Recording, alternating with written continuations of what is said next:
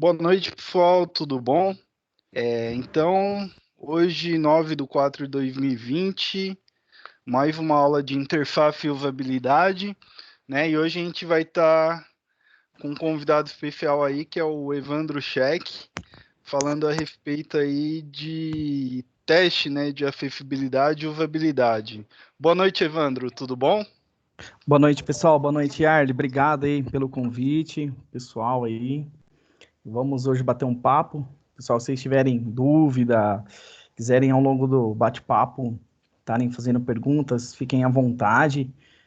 Vou tentar trazer aí a minha experiência, tanto de vida quanto profissional, na área, em diversas áreas, né? Tanto tecnológica, o percurso e tudo mais, tá? O Evandro é meu amigo, né? A gente se tornou amigo, trabalhamos 1 ano e meio junto. E aí cada um partiu para um determinado lado. Ele iniciou numa startup que foi inicialmente aí comprada por um grande banco.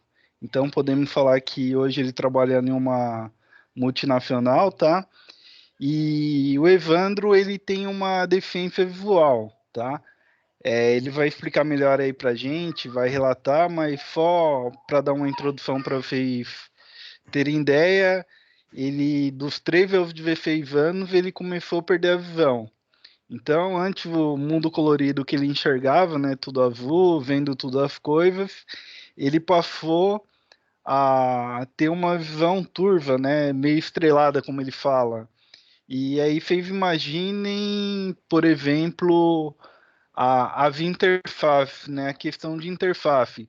Como é para ele, como foi para ele se adaptar, né? E as dificuldades que ele passou até então. E aí hoje ele faz esse teste de acessibilidade dentro das interfaces do sistema que ele trabalha. Eu não sei se eu posso divulgar ou não o nome da empresa que ele trabalha, então eu vou deixar por conta dele. É com você, Evandro. Então vamos lá, então. O Yard já deu aí um pequeno spoiler, né?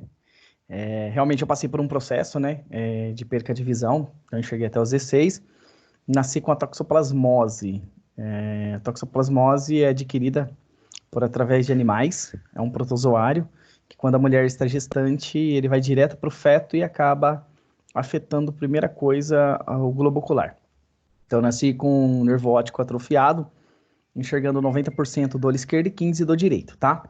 É, Tô contando um pouco toda essa história, né, para dar uma ilustrada no que nós vamos chegar no final do nosso bate-papo, para a gente ter um entendimento e todo o grau de dificuldade e também de vitórias que nós temos.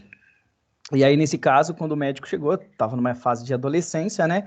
Ó, perdeu a visão, aí vou encaminhar você para uma instituição para deficientes visuais. Chegando lá, é, pensei que ia encontrar exatamente um lugar hostil, triste, muito pelo contrário. Cheguei lá, era só festa. Só que eu ainda precisava de um equilíbrio psicológico. Cheguei em casa, falei pro meu tio, eu não sou cego, né? Aí meu tio falou, cara, seguinte, você tá passando por esse processo, você tem que aceitar, um dia você vai casar, um dia você vai precisa trabalhar e você tem que aceitar isso aí. Beleza. Então caiu a minha ficha, porque eu tinha perdido minha mãe em 97. Falei, puxa, não tem mais ninguém por mim, né? Então vou ter que ir à luta. Aí, graças a Deus, as portas foram se abrindo, né? E, e as coisas foram acontecendo. Comecei a participar dessa instituição e eu via que a vida de um deficiente visual era normal, não tinha nada de diferente. Eu vou falar mais ou menos assim, de uma forma mais agressiva. Da forma que tem uma pessoa que enxerga, nós usamos o termo vidente para quem enxerga, tá?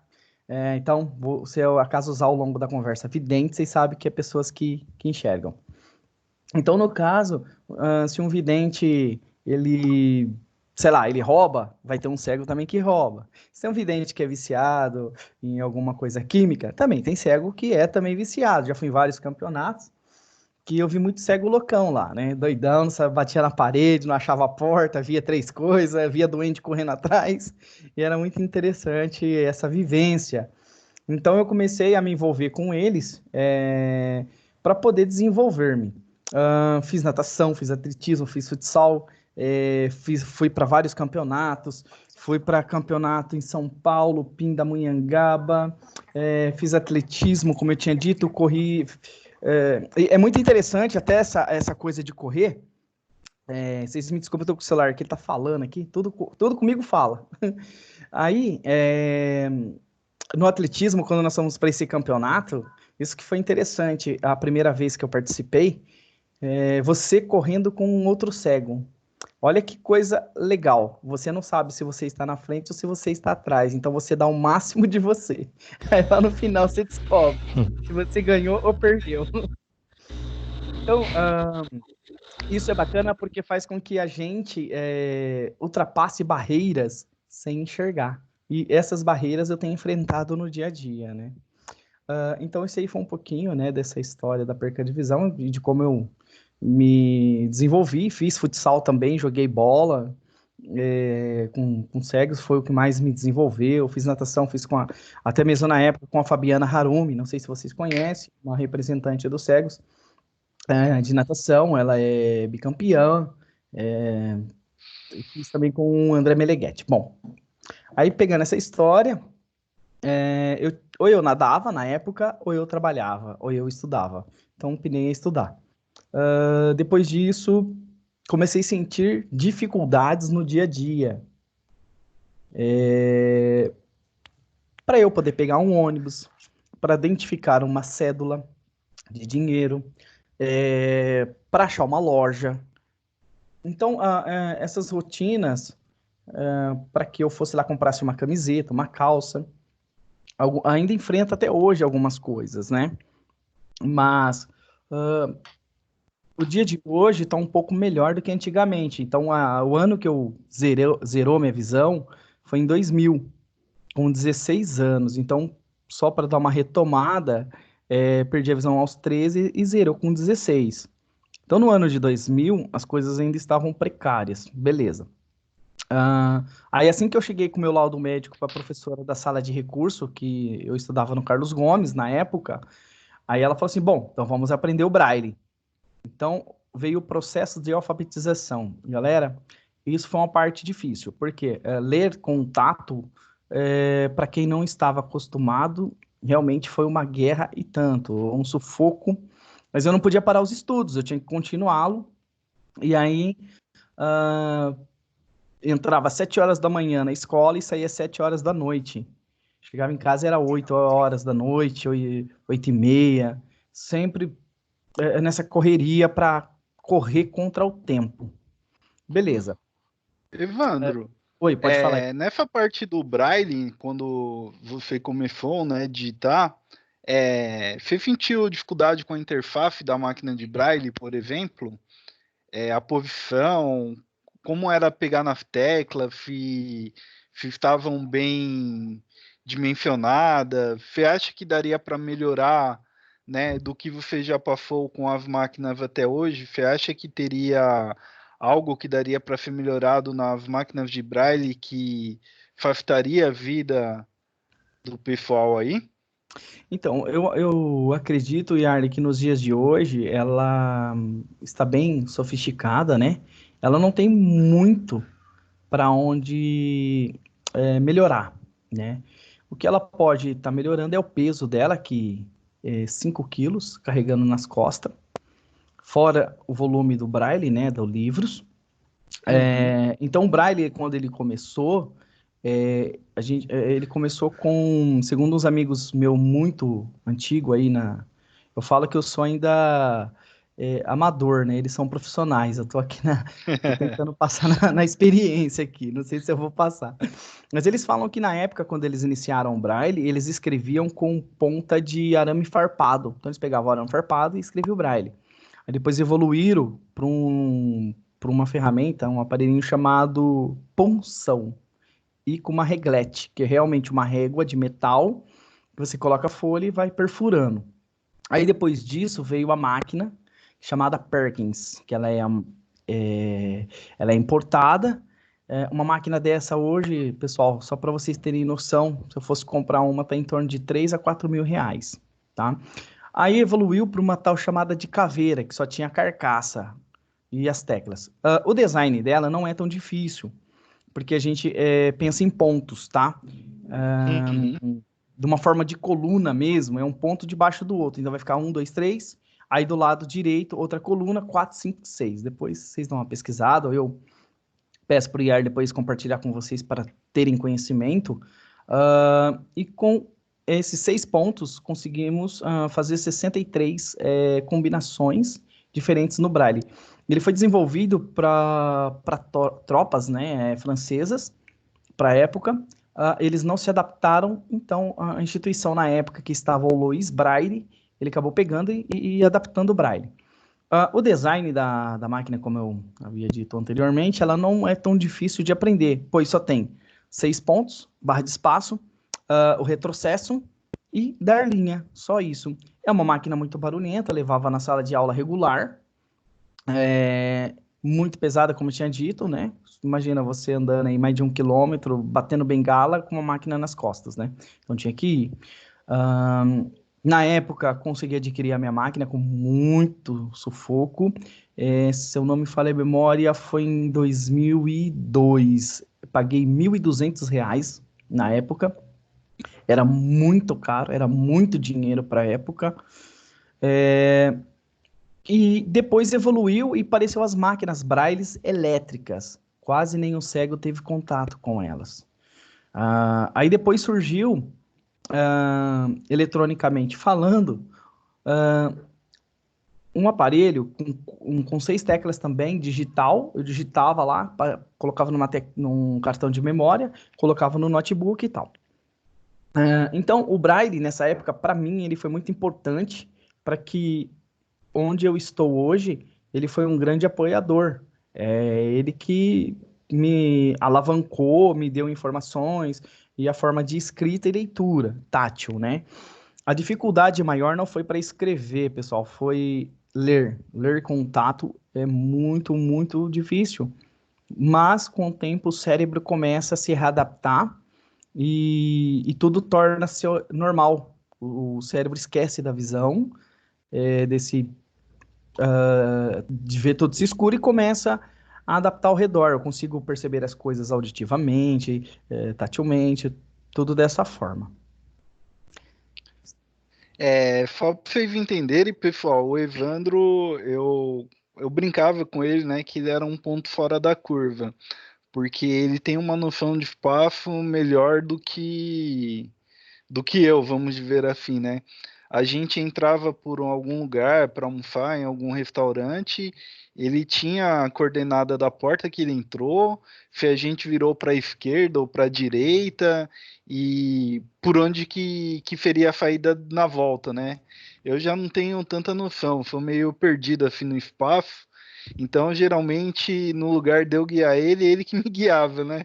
Eu, Evandro, como que a gente entrou? Ele, ó, a gente virou à esquerda e depois à direita e passou pela porta. E aí a gente conseguia achar a saída da localidade, né?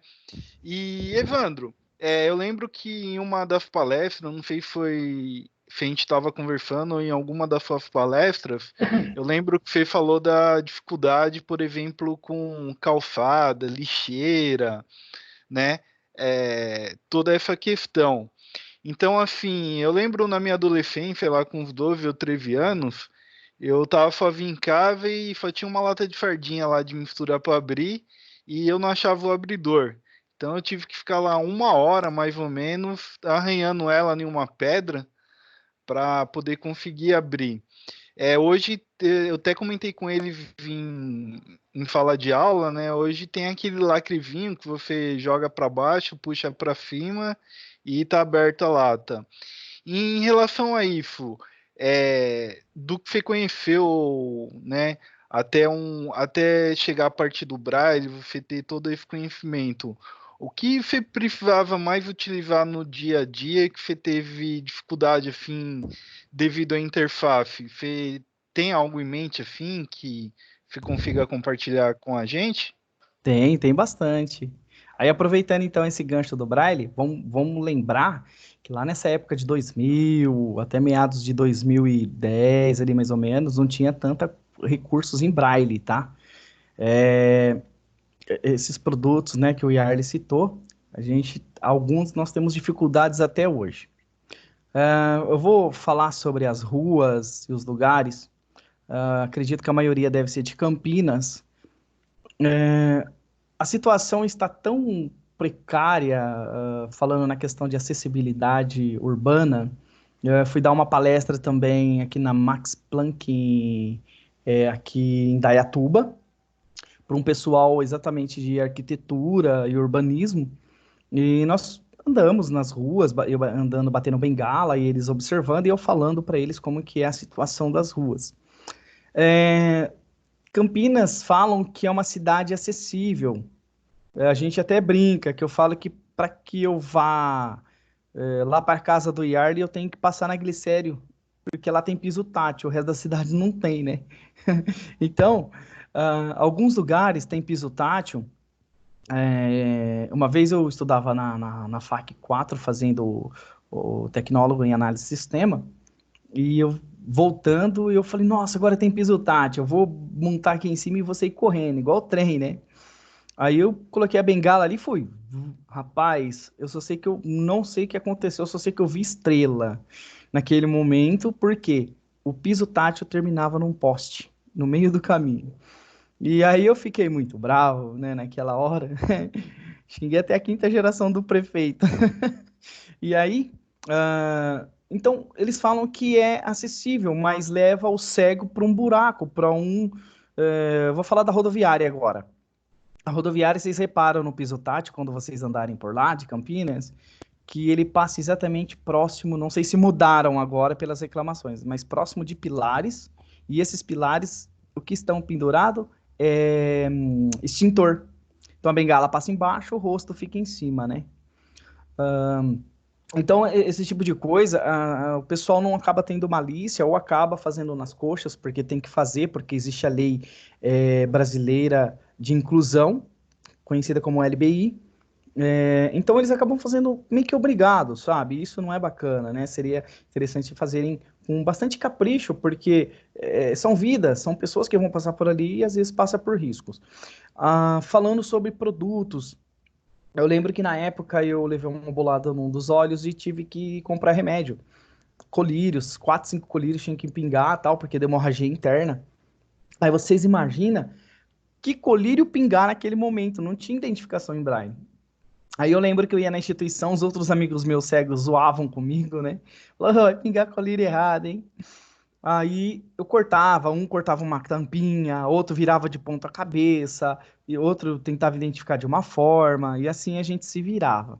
Até eu estava conversando com uma colega de trabalho agora, que ela entrou há pouco tempo, até o Yarley comentou do nome da empresa, né? Eu vou falar o nome da empresa para vocês, que eu acho que é válido, uma empresa de tecnologia, uma startup que nasceu em Uberlândia. Ela chama Zup Innovation, tá? Tem 8 anos de existência e ela foi comprada aí pelo Itaú. E aí essa colega de trabalho, ela falou assim que imagina dando remédio para as filhas, que é medido, tipo, 3 ml, 1 ml. Ela falou que ela tinha que pegar aquelas agulhas, né, né agulha, o negócio para dar injeção, né, a cápsula em cima, e ela marcava seringa, lembrei o nome. Então ela pegava a seringa, pedia para alguém riscar ali. Então quando chegava até naquele risco ali que ela sentia que chegava o negócio, que era o remédio que tanto que ela ia dar para a filha dela. Nos dias atuais, o que persiste hoje é shampoo e condicionador. Vocês comprar os dois vidros são iguais. Eu não consigo saber qual que é qual até o dia de hoje. Eu tenho que usar um dos dois primeiro, que espumar, eu tenho que levar sorte. Esse espumou, então esse é o shampoo. Assim. E o que eu fazia? Eu colava uma fita preta na tampa, às vezes, para saber que aquela ali era o condicionador ou era o shampoo, né?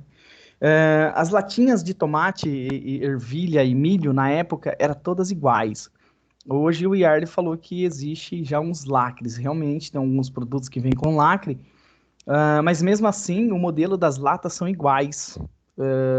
Se vocês repararem, tem algumas agora que mudaram, né? Mas vamos pensar no refrigerante. A maioria também do refrigerante, o frasco são parecidos. exceto da Coca-Cola, né? Então, como que eu vou comprar um refrigerante do gosto que eu quero, ter uma independência? Eu, às vezes, não consigo ter essa independência. Acaba dependendo, sempre acabo dependendo de alguém que enxerga para estar me auxiliando. Isso é ruim, porque às vezes você quer comer, sei lá, um chocolate, mas a pessoa que está te auxiliando, não, ela quer te levar você para pegar o arroz. Aí você fala, não, mas eu não quero arroz agora, eu quero chocolate, né? Quando você vai no supermercado e tem funcionários, os funcionários querem vender aquilo que ele quer vender ali na cara dele. Se tem 20 produtos, eu quero que ele fale os 20 produtos para mim. Não, ele vai falar só daquele que ele está vendo. E isso é ruim, isso não é bacana. Então a gente ainda tem essa falta de inacessibilidade, né, acontecendo. Eu vou trazer uma pauta muito interessante que a maioria dos deficientes, tanto cegos quanto os físicos, deficientes físicos, ficaram revoltadíssimos com esse Luciano Angli, né, da Van. Ele, de uma forma tão não sei nem classificar, né? Não sei se vocês acompanharam. Ele tirou sarro, né? Falou que cego parece galinha tonta andando em cima daquele piso tátil e cadeirante querendo brincar de carro de corrida, né? Aí também falou mal das vagas prioritárias e tudo mais. Eu tô trazendo esse case, não é para degrinir a imagem, nada disso. É mais para vocês verem que no século que estamos, que é para isso estar mais aberto na mente das pessoas, não, parece que está regredindo, né? Esse tipo de situação. Não sei se eu consegui abordar aí, Arley, seu questionamento. Sim. Aí agora a gente vai pegar um gancho já nessa introdução e vamos entrar para a parte de tecnologia, tudo bem? Tranquilo. Bom, o Evandro, assim como você, foi aluno aí da Anhanguera FAC 4, então um dia ele teve sentado ali na mesma cadeirinha que vocês, né, assistindo às aulas, talvez não com os mesmos professores. E tem uma coisa muito legal que ele me contou, né? Na época a gente não se conhecia, eu também não era professor aí, que foi o trabalho de conclusão de curso dele.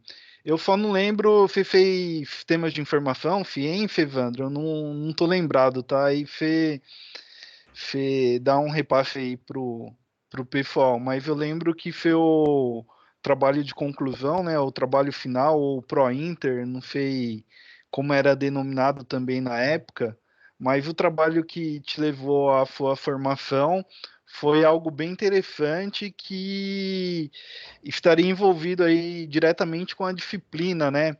Porque você desenvolveu um sistema e você desenvolveu um sistema pensando, vamos ver que em todos os públicos, né? Principalmente o público-alvo aí que seria a parte do deficiente visual, né? Me corrija também no termo se eu estiver errado, tá? Eu lembro que Tá você certo. também explicou sobre isso, mas são vários termos e eu não lembro qual que tinha que seria o mais adequado, tá? Então, se puder dar um spoiler pra gente nessa parte, aí depois a gente entra aí mais pro nível de empresa e nas atividades, tudo bem? Ô, tranquilo. Então vamos lá. Então, assim, né, como a gente citou sobre os produtos, todas essas coisas, essas dificuldades que eu vim trazendo para vocês, que até hoje a gente acaba enfrentando algumas coisas, falta de acessibilidade. Eu trabalhei na empresa chamada Senac, trabalhei lá durante 6 anos vendendo curso. Quando eles me contrataram, me sentaram na frente do computador e falou, se vira. Aí eu tive que correr atrás e tentava achar acessibilidade e tal, até que um dos leitores de tela que eu utilizava, ele tinha um recurso de mapeação de tela. Aí é onde eu consegui desenvolver ali essa mapeação e trabalhar como qualquer outra pessoa.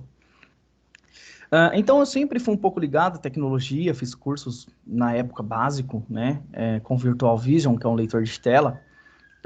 E quando eu entrei nessa empresa, em 2008, isso mesmo, em 2008, essa empresa, eu comecei a ensinar a galera ali mexer no computador, e como elas deveriam fazer e tal, tal, tal. Aí meu supervisor na época falou assim, ô Evandro, por que você não faz o técnico em informática? Você manja pra caramba, tal, tal, tal. E ele me motivou, acabei fazendo o técnico em 2010 e terminei em 2011. Por que eu entrei mais na área da tecnologia, aproveitando já o gancho disso, tá? Eu entrei nessa área exatamente pelos recursos que a tecnologia poderia me disponibilizar para que eu pudesse ter uma vida normal. Ou seja, então ela seria um agregador para que eu pudesse eliminar as dificuldades, quebrar as barreiras das limitações. Então eu enxerguei de uma forma figurada, é, que na tecnologia seria uma válvula de escape para eu ter uma vida quase que normal. Beleza, aí logo na sequência fui fazer análise de sistema porque eu acho porque entre todas as áreas, entre hardware, redes, desenvolvimento de software e na época web design, eu opinei fazer desenvolvimento de software, aonde eu fui fazer TADS em 2012. Comecei em 2012 e terminei em 2014. E aí, eu peguei com uns amigos, no final eu tô tentando lembrar o nome, como que chamava o projeto antigamente. Mas, enfim, a conclusão de curso, nós fizemos um aplicativo para que pudesse ler para nós ah, exatamente a marca do produto, a validade do produto. A gente tinha essas dificuldades, né? Como eu tinha falado antes. E a gente levantou essa ideia. Então nós estávamos em quatro, estava eu mais um deficiente visual, e mais dois caras videntes. E aí a gente sentou, conversamos que na época com Ivair, sempre esqueço o nome dele, Arne. É Ivair, que era o É, o coordenador na Ivair, época. hoje ele é coordenador pedagógico da instituição. Legal. E ele, na época, era coordenador ali dos cursos de tecnologia. Sentamos com ele, ele achou maravilhoso esse aplicativo. Na época, estava ganhando força, aplicativo para Android, para iOS e tal. E aí a gente pegou, falou, bom, então vamos fazer uma solução. E começou a surgir o quê? O QR Code, que hoje está famoso. Aí na época a gente levantou, foi a Toyota que desenvolveu, né, o QR Code, criou, na verdade. E a gente pegou essa tecnologia. Falou, puxa, que legal, vamos usar ela. E é fácil de gerar um QR Code. E a gente coloca as informações que precisamos ali e posicionamos a câmera e ele faz a leitura para nós. Legal. Na época, os leitores de tela para dispositivos móveis estavam ganhando forças. É que nem o Talkback, que é para Android, e o VoiceOver para iOS. A diferença dos dois é o seguinte, é que a Apple, ela sempre trabalha com os produtos acessíveis. Então, todo produto da Apple pode comprar que tem acessibilidade, sem medo algum. E o que aconteceu com a concorrência? A Google, ela viu que precisava exatamente ter esse tipo de acessibilidade, onde ela criou o Talkback, mas só para aquela leitura superficial, né? E aí, como estava pegando força, a gente acabou fazendo no Android, pelo App Inventor. Não sei como está mais ele, né? Não sei se a galera anda usando, mas era web. Então a gente criava o web como se fosse um Lego. Aí eu vou falar para vocês, não era acessível para cego. Então a gente tinha que usar a visão dos dois meninos. Eu e o outro menino cego, nós dávamos as ideias e eles iam desenvolvendo. A gente também ajudavam eles com os códigos, como que eles deveriam fazer pela lógica. E assim nós fomos criando e o Ivair foi nos ajudando a esse projeto. Então a gente posicionava a câmera no QR Code e o aplicativo lia para a gente Coca-Cola, vencimento tal, tal, tal, tal. E esse foi uma das soluções que nós achamos para o nosso dia a dia. A gente pensou bastante não só para o deficiente visual, mas para pessoas idosas que acabam estando sozinhas, não tem a visão acaba estando um pouco mais enfraquecida, pessoas dislexas poderiam estar utilizando também esse aplicativo e iria ajudar nós muito no supermercado. Então eu chegava lá, posicionava, opa, é uma ervilha, coloco lá no carrinho. É uma Skol, colocava no carrinho, é uma Coca-Cola, e assim ia indo, né? Isso ajudava muito. o que aconteceu, galera? Porque não foi adiante, né? A gente acabou engavetando esse projeto, porque faltava força política. Nós fomos atrás de políticos, conversamos na IMA. O que que acontece? A gente precisava que as empresas já mandavam esses produtos com os QR Codes. Aí vocês analisam o seguinte: você acha que a empresa gosta de divulgar o vencimento do produto? Não. Pode ver que o vencimento do produto é um sacrifício para a gente achar, né? Então eles não iam disponibilizar isso. E principalmente para as mulheres cegas, para darem remédios para os filhos. Imagina dar remédio vencido para o filho, né? Então isso era um risco de saúde que acontecia. E a termologia, já aproveitando o gancho, muita gente usa a termologia, né? Pessoa com necessidades especiais, pessoa portadora de necessidades especiais. Cada vez mais vai ficando complicado o negócio, né? Eu até vou contar uma piada, né? Que eu gosto de contar essa história. Diz que tinha um cego lá em São Paulo no ônibus, né? Ele falou assim: ô, ô cobrador, preciso descer nesse ponto. Aí foi que naquele momento, a hora que o cobrador gritou pro motorista, ele se sentiu um lanche especial, porque ele falou assim, um especial saindo. Então ele acabou sentindo um lanche especial, né? E aí eu sempre falo que todos nós temos uma especialidade. Cada um de nós temos uma necessidade. Claro que de formas diferentes. Outra coisa, muita gente fala assim para mim, ô, cara, esse mundo que você vive deve ser difícil. Aí eu falo para ele assim, mas eu não sou de Marte e nem de Plutão, não sou de Vênus.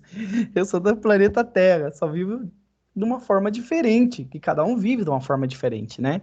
Então a termologia correta é pessoa com deficiência. Aí no meu caso, pessoa com deficiência visual, pessoa com deficiência física e assim por diante. Pessoa com deficiência intelectual, que aí ela abre um leque maior com pessoas com autismo, síndrome de Down, e tem outros mais ali. É, Consegui responder, Yarly? Ô, conseguiu fim, Evandro. E agora, era algo simples, né? Por exemplo, você falou da Coca-Cola. Não custava uma garrafa de Coca-Cola de 2 litros, 3 litros, são garrafas grandes, vem com QR Code, né? Para você poder ler e ter essa informação, né? Então a gente vê que é algo simples de ser implantado e que falta um pouco de boa vontade, como você acabou de ver, né? E é basicamente isso que eu falo na aula para eles, que você tem que desenvolver um produto que tente alcançar um maior número possível de pessoas. Aí, pegando um gancho nisso aí, você falou do Virtual Vision, né? Eu cheguei, né? Tive a oportunidade de trabalhar com ele em 2008, se eu não me engano, 2007, quando eu dava aula ali no FEPROCamp. Então a gente tinha alguns deficientes visuais e lá a gente optava por software livre, né? Como hoje o LibreOffice, né? E eu lembro que o Virtual Vision, que era desenvolvido pelo Banco Real, ele não era acessível via LibreOffice, né? Mas sim só via o pacote Office da Microsoft, Word, Excel e etc. Então você era obrigado a ter uma licença da Microsoft, né? Para você poder ter essa acessibilidade do, do sistema, né? Para que o Virtual Vision conseguisse ler o que você estava digitando ali no Word para você. Se abrisse um writer lá, já não lia. E depois que eu acabei saindo de lá, nunca mais eu trabalhei com nada, mas eu vi que surgiram outros leitores de tela, né? Como o Orca, que é baseada Linux. em Linux, isso, né? Código aberto, o NVDA, né? Que a gente bateu muita cabeça com ele. Aí eu queria saber de você um panorama geral assim, em relação como que está sendo tratado isso, né? Se chegou a evoluir de lá para cá, se teve essa melhoria dentre os sistemas. E eu lembro também, eu acho que eu tive numa palestra, até de um professor na FAC mesmo, que ele falou que, por exemplo, uma pessoa com deficiência visual que vai comprar uma passagem, não tinha nenhum site de companhias aéreas, né, que tinham essa acessibilidade, com o leitor de tela, conseguiria ler ali os itens para ele fechar essa compra de passagem, né? E por fim, né, depois disso, você veio trabalhar aí numa empresa para, eu acredito que testar realmente isso, né? Fazer esses testes de acessibilidade no sistema, né? Se tornando assim, então, um sistema usável para todo o público. Aí eu queria, assim, uma visão sua de como está sendo essa melhoria, né? Se conhece ou sabe de alguma lei de incentivo do governo para que as empresas desenvolvam isso, se tem algo na LGPD que obriga as empresas tornarem essa acessibilidade, ou se é porque as empresas viram que tem um grande público e seria um nicho de mercado, né? E alguém chegou ali, então quer alcançar esse nicho. Não sei se Uhum. ficou claro aí, Ó, se deu para entender. não, deu sim. É assim, vamos falar dos leitores de tela. Vou contar a história bem rapidinho do Virtual Vision, que eu me lembro bem. O Virtual Vision foi o seguinte: tinha um cara na década de 80, mais ou menos 70, 80 ali, que ele mexia no Internet Bank lá no início e tal, e ele era cliente do Bradesco. Eu só sei que ele perdeu a visão e solicitou para o Bradesco uma solução, e ele achou legal essa solução, né, e pediu para a Micropower, uma empresa de São Paulo de tecnologia, e ela desenvolveu o Virtual Vision em Delphi. Beleza, é um sistema robusto, bem pesado, mas ele suplia a necessidade, ele foi evoluindo conforme o tempo. Hoje ele deve estar na versão Virtual Vision 10, se eu não me falha a memória, a gente chama ele de VV10.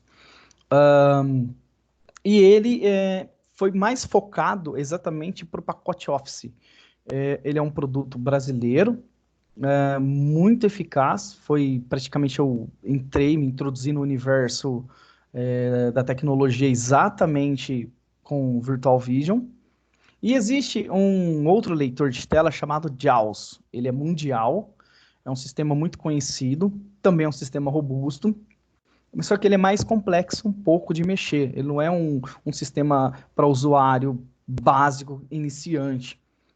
Uh, Só que esses dois sistemas de voz, eles na verdade são caros. O JAWS, por exemplo, eu acredito que hoje, eu não pesquisei, tá? Mas eu vou pegar uma base, depois eu posso atualizar e passar para o Yard, ele compartilhar com vocês. Deve estar em torno de 5 a 7 mil reais o JAWS, a licença dele. O Virtual Vision deve estar em torno de 3 a 5 mil. Então, e esses sistemas, eles não eram atualizados todo momento. Era de ano em ano que a gente surgiu algum recurso a mais, alguma coisa. E aí tinha um australiano, se eu não me falha a memória, ele estava na faculdade lá, fazendo também ciência da computação, e tinha só o JAWS. E ele ficou indignado com aquilo, com toda aquela que ele precisava. Ele falou: vou desenvolver um leitor de tela, que é onde surgiu o NVDA. O NVDA, ele quer dizer, em inglês as siglas, mas visual de acessibilidade, acho que visual de acessibilidade alguma coisa. Depois eu pego e passo para o IAR também. Eu não lembro tudo de cabeça. E aí foi criado esse NVDA e ele foi código aberto. Ele falou: quero desenvolver algo para que até mesmo aqueles países menos afortunados possam ter acesso. Aquelas pessoas pobres podem ter acesso. E realmente o povo abraçou, o mundo abraçou esse sistema. Todo mês praticamente tem atualização. Então, alavancou para nós a acessibilidade por intermédio do NVDA. O NVDA surgiu em 2006. Então, de 2006 para cá, começou a andar o mundo tecnológico para a gente, principalmente no âmbito web. Então, a acessibilidade, ela começou a ser algo prioritário, não se falava tanto sobre acessibilidade. E a lei que eu falei LBI, Lei Brasileira de Inclusão, ela começou a ganhar força, na verdade, em 2015 para cá. Então, quer dizer, nós temos 5 anos de lei aí que começar a obrigar algumas coisas. Não existe lei que obriga as empresas privadas a fazerem já o software ou a web acessível. Então, existe no Brasil ainda a conscientização. A acessibilidade não é difícil, ela se torna difícil depois que você faz o sistema. Então, sei lá, você faz um aplicativo para Android, tá bonitinho, rodando, tal, tal, tal, tem mais de 100 mil download, aí chega um cego e fala, ó, seu negócio não tá acessível não. Aí você fala, pô, vamos me preocupar com um cara cego, vamos me preocupar com um deficiente físico, depois eu vou me aprofundar nessas partes. Então, assim, ele esquece desse público. E se a gente for levar em consideração, pessoal, 10% da população mundial tem alguma deficiência. Eu não vou lembrar em números, mas isso deve estar em torno aí mais de 1 bilhão de pessoas com deficiência visual no mundo todo, tá? E fora as pessoas que estão ficando com deficiência com diabetes, perdendo a visão, acaba, infelizmente, né, acontecendo outras coisas, perdendo algum membro do corpo, pessoas que caem, quebram um braço e depois não tem como usar aquele aplicativo que a gente chama de deficiência temporária, né? O cara que acontece um acidente, pode acontecer dele perder o movimento dos membros, pessoas. Agora você imagina um cara que é paraplégico, só mexe as pálpebras, como que ele vai mexer no seu software se ele não é acessível, né? E aí entra exatamente o exemplo do Yarly. Não existe, até para vocês que enxergam, uma página ou um sistema para você comprar uma passagem de avião ou de ônibus, que for, é horrível, é horrível. Para a gente não faz sentido algum aquilo. E eles não se preocupam. E olha que existe o nicho, né? E falando do sentido acessibilidade, quer dizer, todos têm que ter acesso. Esse é o sentido mais direto e objetivo da acessibilidade. Então, quando a gente fala de inclusão, será que o meu software, será que a minha página de internet, será que o meu aplicativo ou o meu produto está sendo inclusivo? Porque às vezes o meu software ele é acessível, porém ele não é navegável e nem utilizável. Depois a gente vai se aprofundar nisso, né? Eu acho que seria isso, né, Yarly? A abordagem direta que você perguntou, né? Isso aí, só complementando a NVDA, né? Eu dei uma googada aqui, significa Desktop de Acesso Não Visual, Isso, desktop não de acesso visual. tá? E na questão das empresas, ô Evandro, elas começaram a se preocupar, né? Que a gente vê vários testes, né? E já nascendo, vamos dizer, sistemas já é, utilizável, né? Um sistema usável com acessibilidade. O HTML5, entre outros recursos aí, já permite isso, né? Como que está sendo para você lá o teste, né? Como que estão saindo produtos mais acessíveis? Você acredita ou não? O mercado ainda continua sem enxergar aí o público. Aham. Na verdade, que nem eu disse, né? O pessoal primeiro desenvolve o produto, fundamenta o produto, depois eles pensam na acessibilidade. Eu vou É. falar de uma ferramenta. Que se Oi, pode? torna mais difícil, né, no final, né? Se já Sim. começar o desenvolvimento, já pensando na acessibilidade, na hora do produto final seria mais fácil. Ficaria mais barato também, né? Falando em Uhum. questão de custo. Porque vamos pensar fisicamente. Você cria um prédio, certo? Tudo bonitinho, do jeito que você quer, todo design maravilhoso. Aí chega um cadeirante na sua empresa. Aí você vai falar, puxa, eu vou ter que quebrar essa escada para colocar uma rampa. O cara que vai vir quebrar a escada para colocar uma rampa, ele vai cobrar 2 vezes mais, porque ele vai ter que quebrar e vai ter que construir a rampa, sendo que você já poderia ter feito com a rampa. Olha só o custo.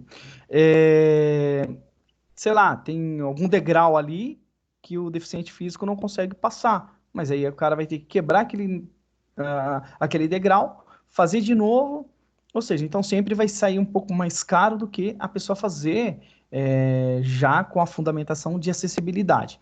Agora vamos pensar nas questões de software.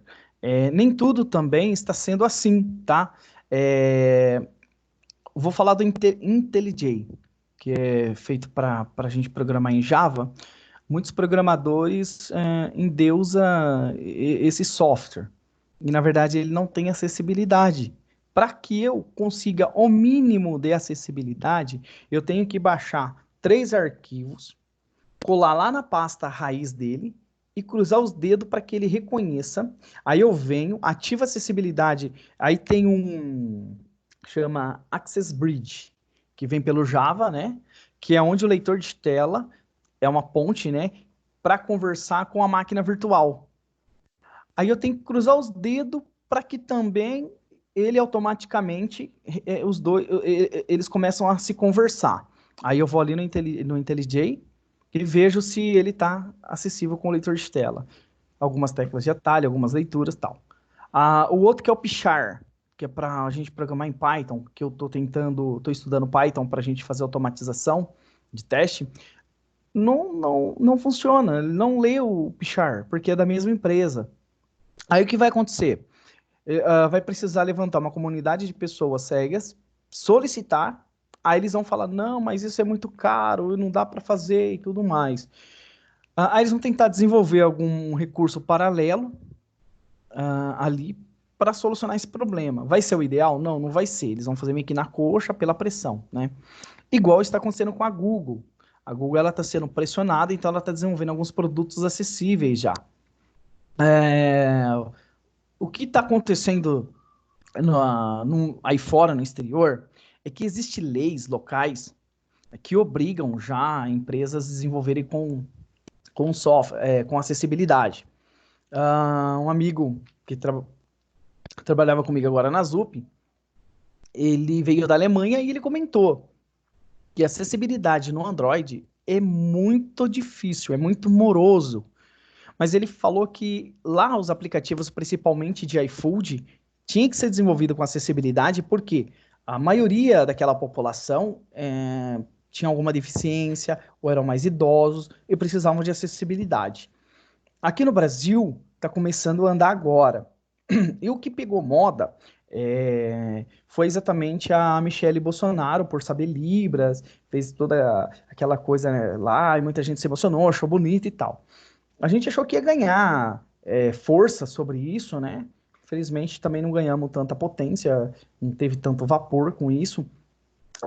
Mas as pessoas começaram a olhar para esse lado, né? Foi uma figura ali que eu acho importante, falando no quesito da pessoa com deficiência, porque as pessoas começaram a olhar. Eu vou dar um exemplo para vocês dos jogos. Vai lá, mostra jogos tal, mas não mostra o Parapan. Eu nunca vi, praticamente, eu não sei hoje, né? Uma rede de televisão, um canal de televisão mostrando o Parapan. E é muito interessante para trabalhar essa conscientização. Eu queria trazer isso para falar exatamente dessa palavra, conscientização. Quando a pessoa ela tem essa conscientização, ela já corre atrás das tags ou daquilo que vai facilitar a acessibilidade para uma pessoa cega a poder também usar o seu produto. Então, falta empatia, exatamente empatia. E eu fui contratado nessa empresa exatamente para ser teste de acessibilidade. Eu não faço ideia, não fazia ideia o que era isso, né? Até então eu trabalhava com INARD lá e eu trabalhava numa outra área de sustentabilidade. Não era nada a ver com tecnologia. E aí me deram um convite, porque eu era formado em análise de sistema, não encontro pessoas cegas com essa formação tão fácil. E aí eu fui para lá pegar esse desafio, e é muito enorme, é um horizonte muito grande.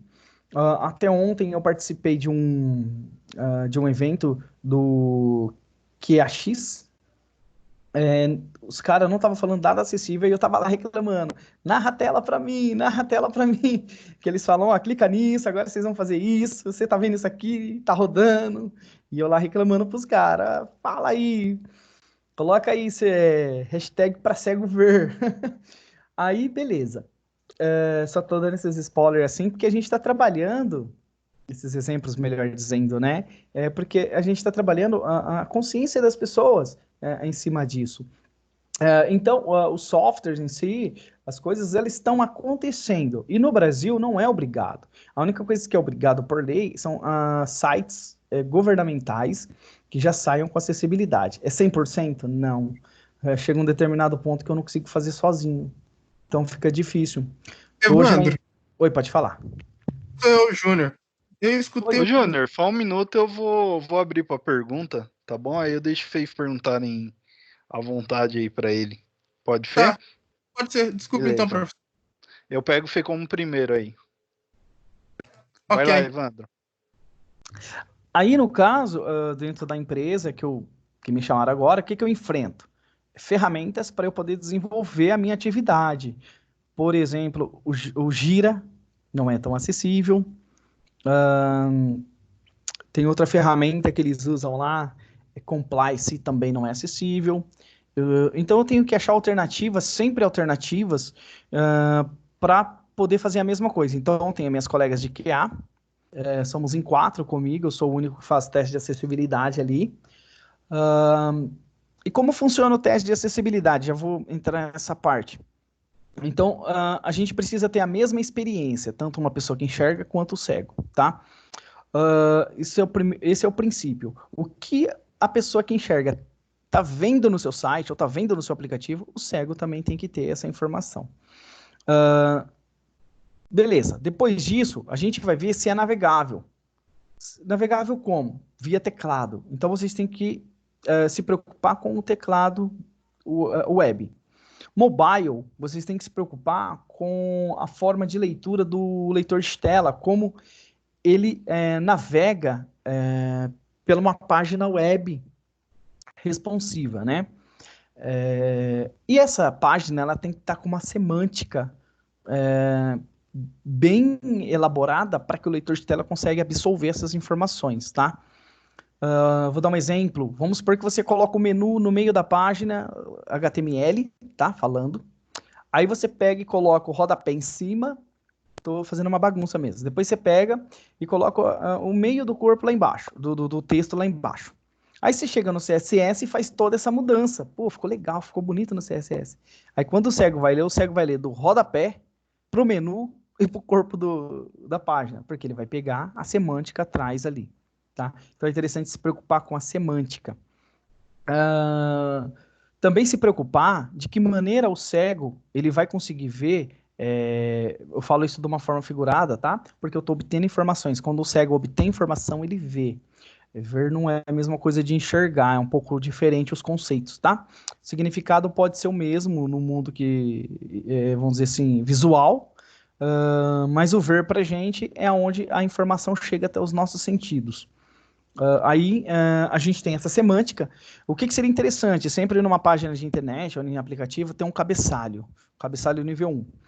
Isso é bom também não só para o leitor de tela, mas para o Google. Os robôs de buscas. Então eles se preocupam muito com a semântica também. Porque o site que não tem semântica é muito difícil ser encontrado pelo Google, tá? Então é legal você ter uma hierarquia de cabeçalho. Então, toda a página de internet tem que ter um cabeçalho nível 1, depois nível 2, nível 3, assim você vai hierarquizamente. Para vocês terem uma orientação maior de acessibilidade, vocês dão uma pesquisada no WCAG, que são diretrizes realmente direcionadas de como você fazer um software acessível. Não tem tanta documentação, tá? Hoje nós estamos na versão da WCAG 2.0, 2.0.1, eu acho, já. Também tem a W3C, que vai ajudar muito nessa questão de acessibilidade. No começo é moroso, pessoal, mas depois isso fica automaticamente. Você vai desenvolver o software, você já desenvolve ele automaticamente com essas diretrizes, tá? Então eu trabalho em cima dessas diretrizes. Vamos supor que você vai desenvolver uma página de web para loja de roupa. Aí tem muita foto. Você tem que colocar uma descrição. E como o Yardi citou sobre o HTML5, ele trouxe vários recursos de acessibilidade já. Então você não precisa se preocupar com muitas coisas. O básico que você fizer de semanticamente falando e trabalhando com o JavaScript, você já consegue manter uma página acessível, tá? Também nos aplicativos, principalmente esses aplicativos multiplataformas, né? Você consegue trabalhar ali no HTML com ele, é o mesmo processo, tá bom? Absorção. Então vocês, não sei se eu consegui trazer exatamente para vocês essa fundamentação aí. Eu acredito que sim, Evandro. A gente pode abrir uma meia horinha aí de pergunta? Ou fica à vontade, quiser 2 horas, né, tá aí. Vamos fazer assim, então. Você quer tomar uma água, alguma coisa, um minutinho aí? Aí a gente abre para as perguntas, começando com o Júnior. E aí eu tenho uma listagem aqui das pessoas que aparecem para mim. Então, na ordem aqui, Luiz, Valdo, Caroline, Fernando, Gabriel Pardiola, Georgia. E aí eu vou seguir nessa ordem aqui de pergunta, para a gente manter uma ordem aí para não conflitar, né? Abrir 2, 3 microfones, sair uma pergunta em cima da outra. Pode ser, pessoal? Tudo bem para vocês? Quem cala consente, Evandro. Quer tomar uma água e a gente volta? Pra você não cansar a garganta? Eu já tô tomando aqui, tô em casa, apartamento é tudo pertinho. Você estica o braço, você já pega. Então tá bom, então vamos lá. Então, começar pelas perguntas, se tiverem alguma dúvida, alguma coisa, lembrando assim, né? Ninguém é dono da verdade, ninguém sabe tudo, tá, pessoal? Pode ser que vocês perguntem alguma coisa que o Evandro também não tem a resposta no momento. E aí a gente vai ter que pesquisar tudo para poder responder, ok? Então vamos lá, Júnior. Como você se pronunciou primeiramente, tá com você a palavra. Então tá. Boa noite, então, professor Evandro. Meu nome é Júnior. Então, no início do mês, o Instituto de Tecnologia de Software de São Paulo, que é o ITS, eles assinaram uma parceria com a TechSys para desenvolver um computador com custo em torno de 3 mil para o consumidor, incluindo hardware e software, adaptado às pessoas com nanismo, assim como deficientes visuais e até mesmo com físicos. Isso eu achei interessante. Como que pode dois elementos de componentes eletrônicos fazer esse ambiente com esse público-alvo a todas as pessoas que têm esse tipo de deficiências? Essa que é a minha curiosidade. Uhum. Então, assim, como eu tinha dito, Júnior, a população que ela tem aí uma quantidade de... Oi? De 10%, Evandro. Isso, 10% mundial, né? Então você pensa que não é 10 pessoas, 2 pessoas, né, que a gente acha que tem deficiência. Então você imagina que é um nicho de mercado muito grande. Às vezes você desenvolvendo um produto para esse público de pessoas, vamos supor com deficiente visual. Se eu não me falho a memória, no Brasil está em torno de 6 milhões, perdão. 6 milhões de deficientes visuais, entre cegos totais, baixa visão e algum que tem alguma dificuldade óptica, né? Então, assim, imagina, 6 milhões. Vou dar um exemplo para vocês de uma panela que faz arroz aí, que tá na moda tal. Só porque você vai lá e compra uma panela elétrica por, acho que é R$300, dependendo da marca, né? E sabe quanto que tá uma? Só porque o cara colocou um foninho ali, um alto-falante, só para falar assim, um arroz está pronto. R$1.200. Tipo, é um absurdo, sabe? Tipo, só porque o cara colocou um fone para falar e praticamente eu tô pagando 10 panelas, né? Então, assim, a dificuldade que nós temos, às vezes, não é nem ter uma ferramenta 100% adaptada, mas é o acesso a esse produto. O computador que eu estou usando aqui é um computador normal, não tem braille na tecla, não tem nada. Porque quando eu fui trabalhar na matéria System com Yarden, ele perguntou para mim como que seria, né? Depois ele pode até falar como que foi o sufoco, né? Quando entrou um cego lá e provavelmente pediram um monte de coisas, né? E trazendo para isso que você perguntou, como poderia, isso é importante para gente, porque estamos ganhando espaço no mercado, é uma ferramenta mais próxima, porém, até que ponto essa ferramenta ela vai servir para mim desenvolver minhas atividades? Será que ela vai me limitar ou ela vai realmente abrir portas? Vamos supor que eu tivesse um teclado em braille. Um teclado em braille, um teclado normal, provavelmente, vocês me corrigem, deve estar em torno de R$ 50, 40, dependendo da marca. Se fosse em braille, vocês iam pagar em torno de uns 500 a R$ 1.000, só porque tem as teclinhas em braille. E eu não preciso disso, né? Então, assim, até que ponto vai ser acessível ou não? Existe um óculos chamado Workcam My Eyes. Ele é uma microcâmera posicionada na haste do óculos, você posiciona nos lugares e ele fala via voz. Os caras têm coragem de cobrar R$ 19.000. É um pouquinho a mais, liberando 20 mil, mas eu vou falar 19 mil para não ficar mais pesado ainda. R$ 19.000. Diz que é uma tecnologia israelita e tal, tal, tal. Tem aplicativos gratuitos no celular que faz a mesma coisa. Como que o cara chega para mim e cobra R$ 19.000? Eu não sei se essas pessoas pensam que as pessoas com deficiência é bilionária, é rica, a gente acaba não tendo acesso a muitos produtos. Mas eu tiro o chapéu para essa empresa que está fazendo, está se preocupando com isso, né? E espero que ela venha ajudar, essa ferramenta venha ajudar tanto as pessoas com nanismo quanto com deficiência visual, né? Que não venha excluir a gente, tá? Porque tem ferramenta. Desenvolveram um celular na Inglaterra para deficiente visual. O que acontecia? Era um celular sem tela. Para quem que eu vou vender esse celular depois? Só vender para cego. Então fica difícil, né? Seria legal a gente ter a mesma experiência. Eu e você ter a mesma experiência, ter a mesma conversa. Se eu conseguir responder para você aí, Júnior.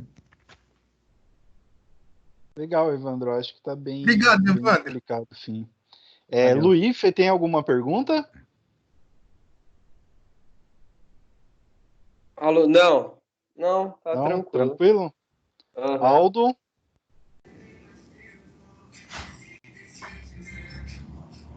Aldo, tem alguma pergunta? Eu acho que ele tá sem microfone, professor. Que ele tinha falado na aula de ontem. Tranquilo. Aléfio, tem alguma pergunta?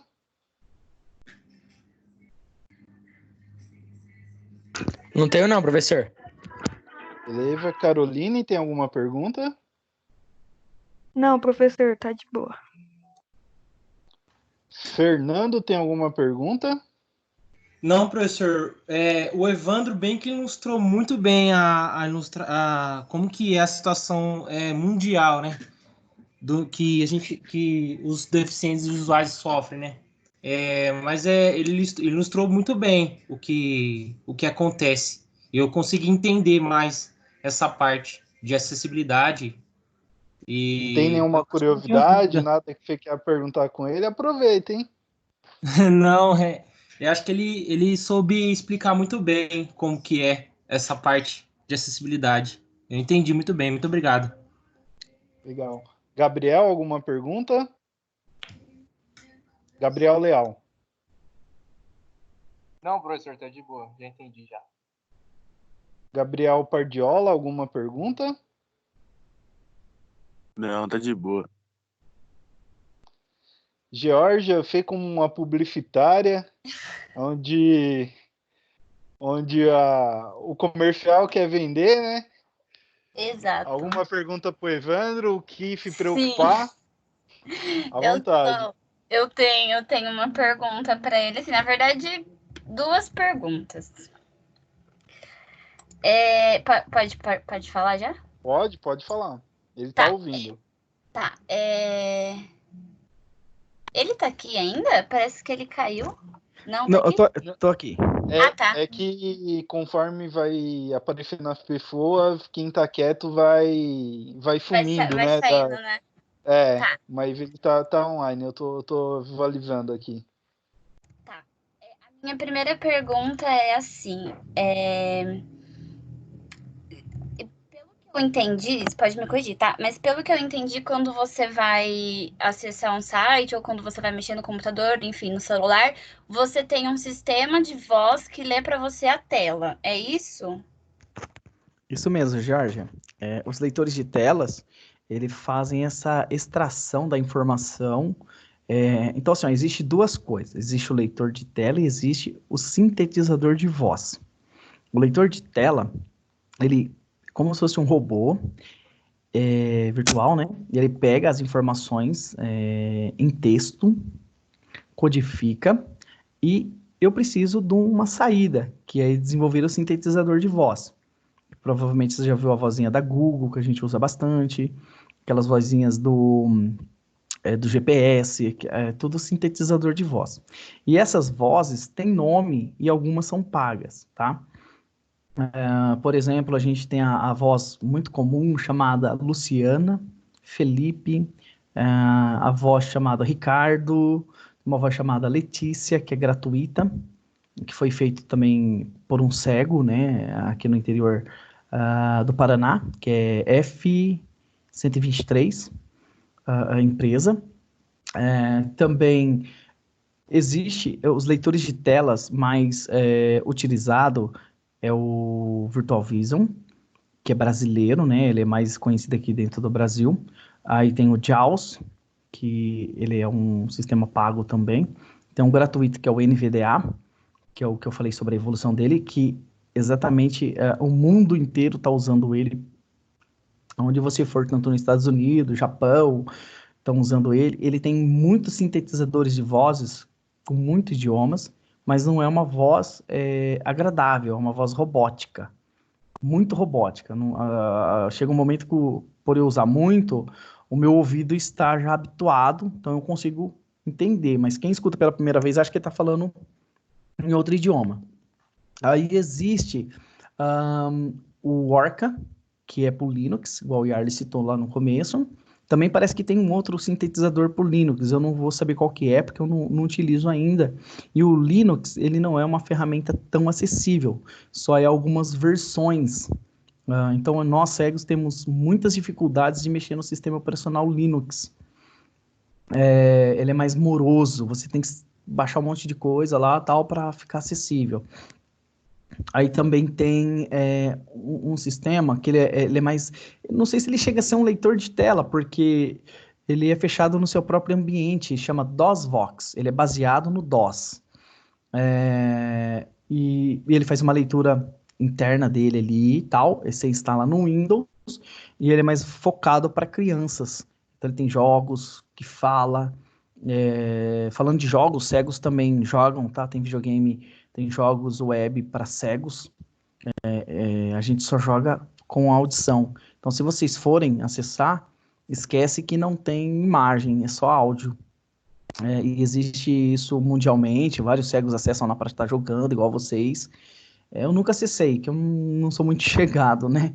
Mas amigos meus que gostam bastante acessam. Tem alguns aplicativos também de jogos que são acessíveis.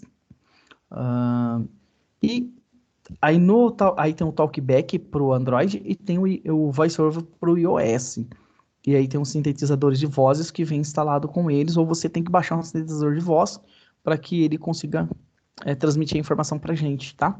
Se conseguir responder para você, Georgia.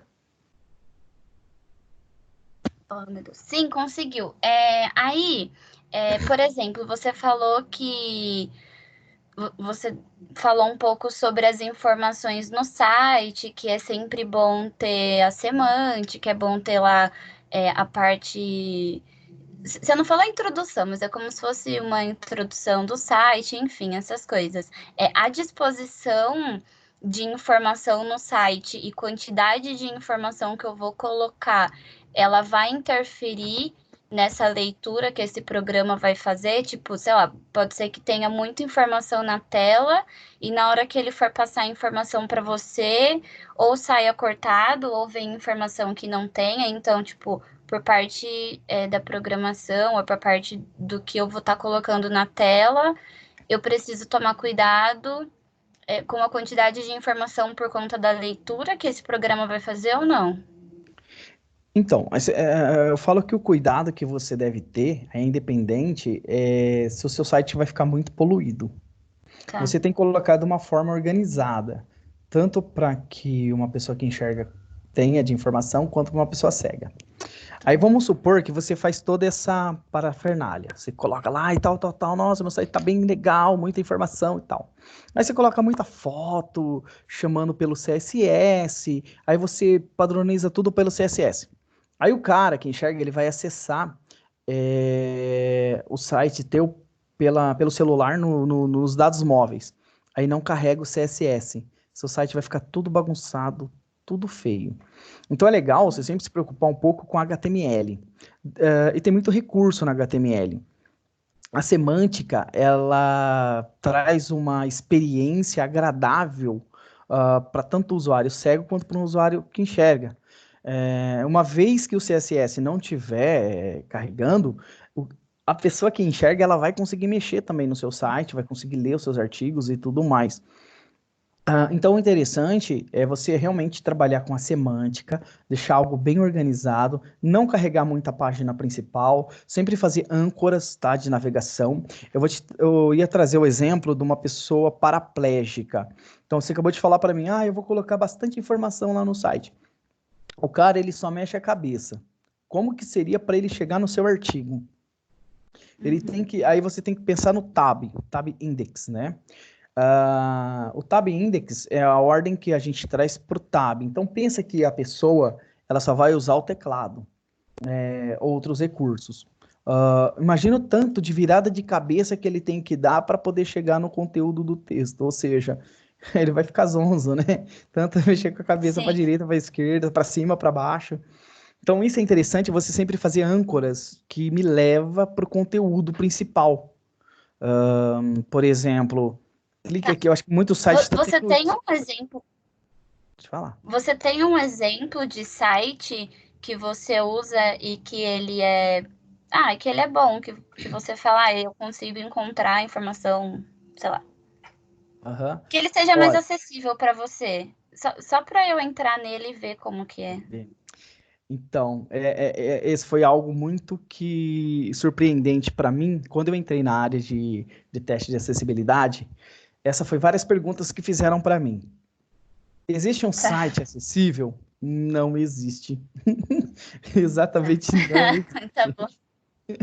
O que você vai ter de experiência legal? Eu vou falar dos sites inacessíveis. Entra no site da Azul, pode entrar lá, tenta comprar uma passagem só no teclado, esquece o mouse. Fala, eu vou esquecer do mouse agora, só vou no teclado. O que você vai encontrar um pouco mais de acessibilidade são páginas de banco. Eu vou puxar um pouco a sardinha, tá? O Itaú, por exemplo, ele se preocupa muito com acessibilidade. É uma das páginas mais acessíveis. Qual outro que eu posso dar um exemplo? Site de compra é péssimo. Esses dois já tá até bom. Depois você acessa site de compra, ele é horrível. Por exemplo, o AliExpress, eu não consegui fazer meu cadastro lá até hoje. O Facebook, ele é um sistema, ele é uma plataforma acessível, mas não é navegável. Eu vou dar um exemplo, onde eu e a Arlie trabalhamos, lá contrataram um sistema chamado Workplace, que é uma ferramenta empresarial do Facebook para as empresas, né? Eu sofria muito para fazer uma postagem, tipo, ele era acessível, ele lia, mas para eu chegar nos lugares, ele não chegava, então ele não tinha uma navegabilidade. Então não tinha um trabalho de tab index, tá? Nos lugares. Tá bom? Não sei se consegui dar vários exemplos para você.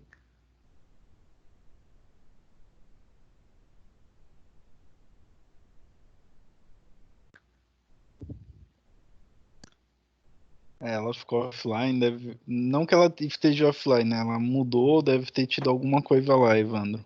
Tá bom. Mas só Professor, licença, é só para avisar que a internet dela caiu. Da Georgia.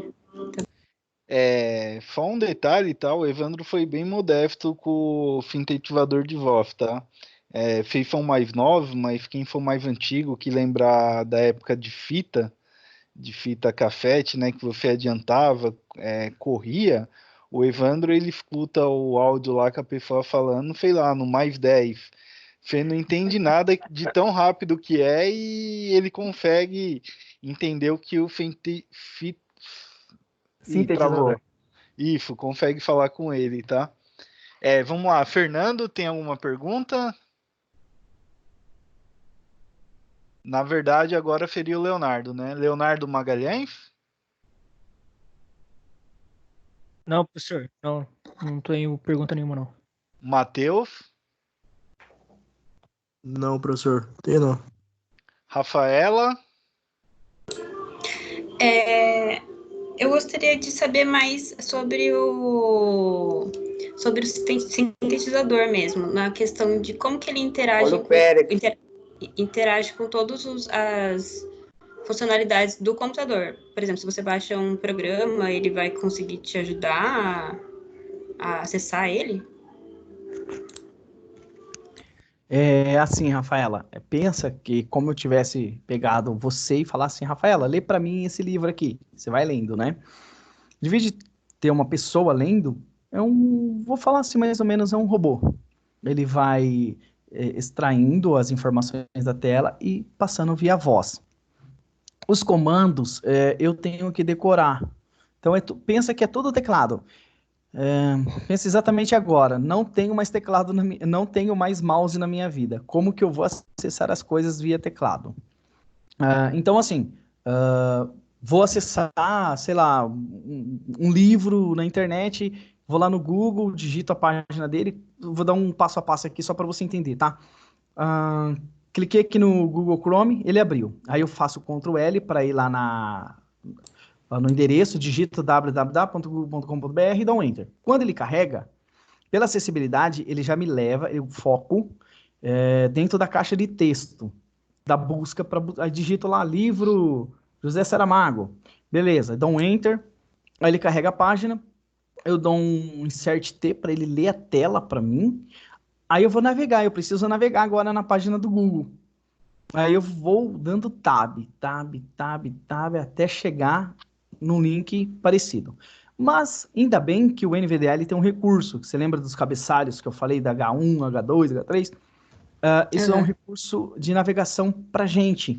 Então, eu aperto o H, só a letra H, e ele vai navegando para mim em cima só dos cabeçalhos. Aí eu dou um Enter em cima daquilo que mais foi coerente, dou um Enter, ele abriu a página. Agora, será que essa página que ele me levou é acessível? Faço Ctrl Home para ir para o início da página, que ele não me deu foco nenhum, não sei onde está. Vou com H para ver se eu acho o primeiro cabeçalho da página. Não achei, não tem cabeçalho. Me lasquei, vou ter que dar tab ou descer com as setinhas para ele lendo linha por linha, linha por linha.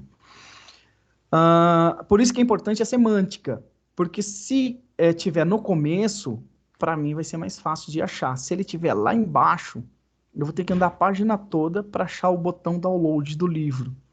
Se também for um botão, se não for um botão, for tipo assim, um clique só no mouse, já era. Eu não consigo clicar ali via teclado, porque ele só vai pelo mouse.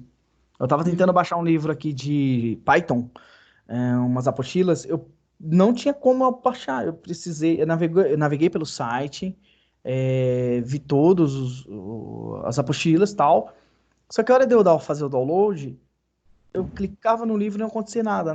Aí eu pedi para minha esposa olhar, ela falou, em cima tá aparecendo uma setinha, eu vou clicar nela. Clicou, fez download, e essa setinha não chegava com o teclado. Entendi. E eu trabalhei um pouco, né, tanto com o Evandro, que eu que fazia as instalações na época dos programas, quanto na experiência anterior lá com o Virtual Vision. É obrigatório ter um fone de ouvido, tá? Só para vocês terem uma ideia. E do login do Windows até o menu iniciar tudo, trava o nome.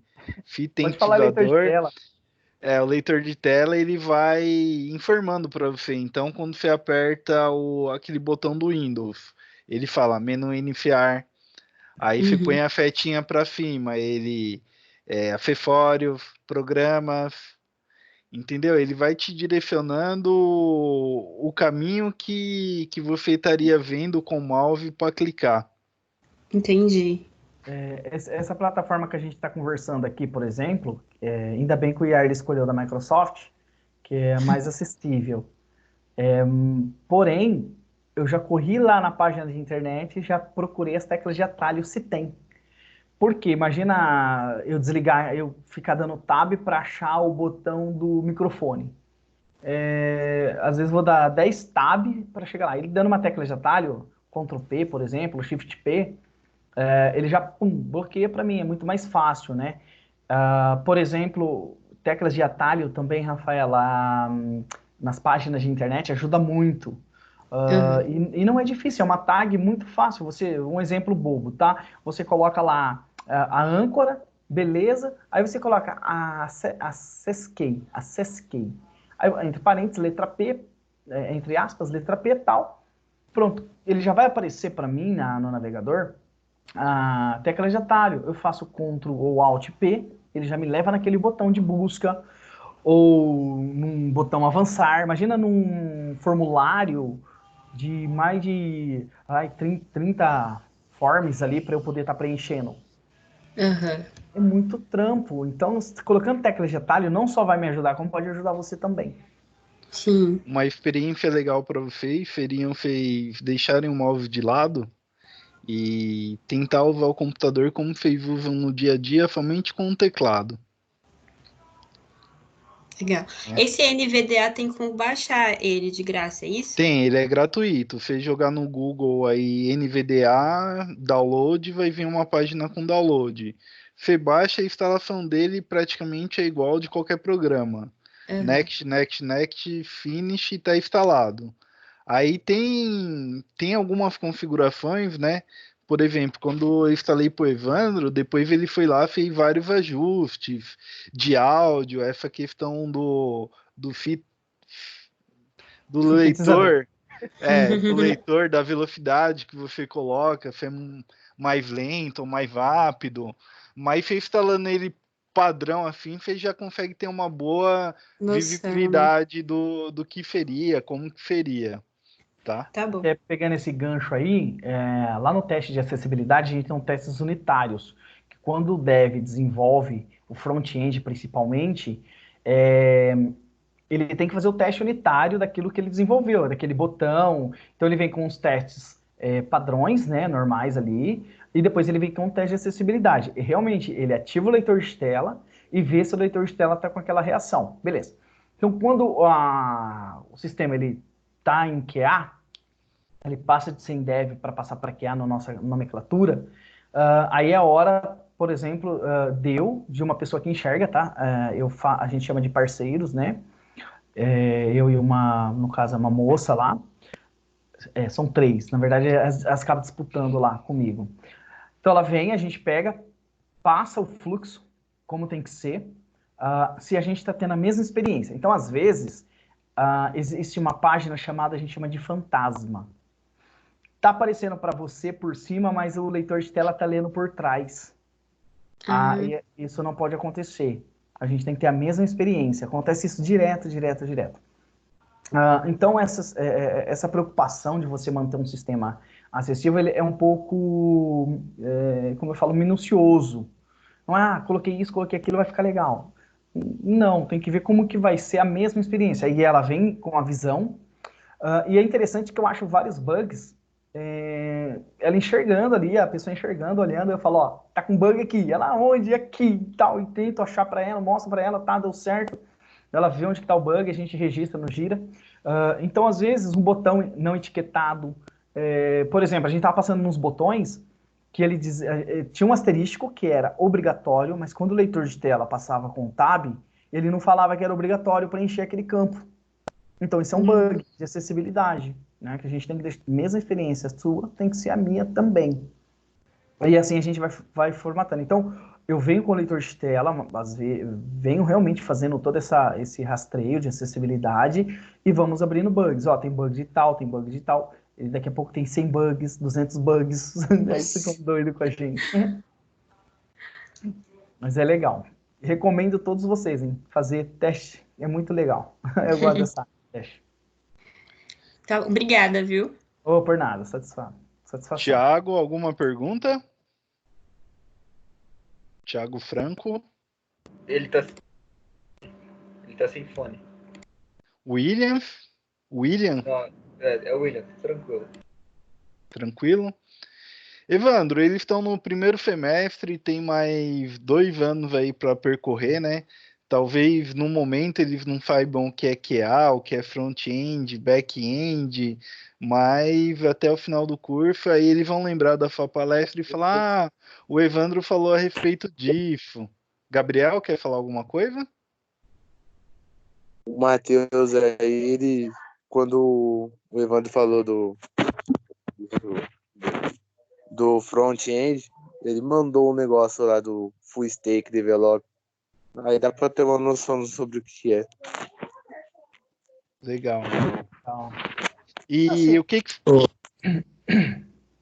em linhas gerais, só para agregar para vocês, é só uma palavra bonitinha. Antigamente chamava de web design. Aí o design cuidava da parte da frente ali, todo bonitinho e tal. Então hoje é chamado de front-end. E o back-end é o cara que cuida do código atrás. Então eu não me preocupo tanto com os testes de back-end, né, que é o código ali que faz intercalações entre as APIs do sistema que nós construímos para conversar com aquela tal API. Isso daí a gente não se preocupa. O que a gente se preocupa é que se a resposta do back-end, que é o do código mesmo ali, o código nosso, no caso, é Java, tá? Realmente está sendo respondido pelo front-end. Então, o front-end seria o design da página, o forms, diretamente isso daí, só em linhas gerais, tá? Para dar uma contextualizada. E tem bastante termos novos lá, vocês dão uma lida também em Kanban. E, puxa vida, tem que é uma terminologia de projetos. Scrum. Vocês dão uma lida em Scrum? Metodologia ágil. Isso, metodologia ágil. Isso é muito usado no mercado de trabalho, muito. E tem tanta terminologia que eu falar para vocês, eu não sei. Scrum Leader, que é a mesma coisa de... líder de projeto. É líder de projeto, mas como que era lá Puxa vida, esqueci. Master, como é que é? Scrum Master. Uhum. É a mesma coisa de Scrum Master. Aí lá tem o Tech Lead, que é a mesma coisa do PDM. Tudo terminologia, só para a galera se inteirar.